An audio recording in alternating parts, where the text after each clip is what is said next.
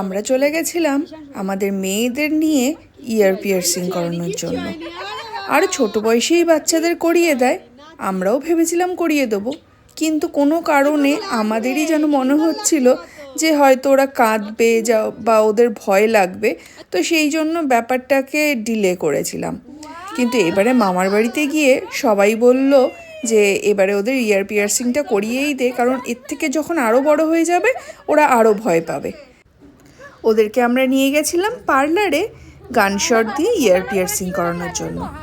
গিয়ে একদম রীতিমতন সবাই আমরা অবাক হয়ে গেছি, কারণ ওরা একজনও একবারের জন্যও কাঁদেনি।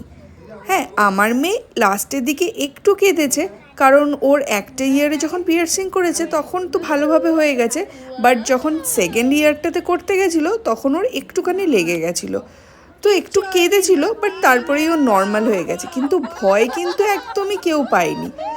আমরা ভেবেছিলাম ভীষণ ভয় পাবে, কেউই ভয় পায়নি। ইভেন পার্লারে যে দিদিটা ছিল সেও বলছিল যে এখানে বাচ্চারা আসলেও ভীষণ কাঁদে, কিন্তু তোমাদের মেয়েরা দেখো একজনও ভয় পায়নি আর কাঁদেও নি।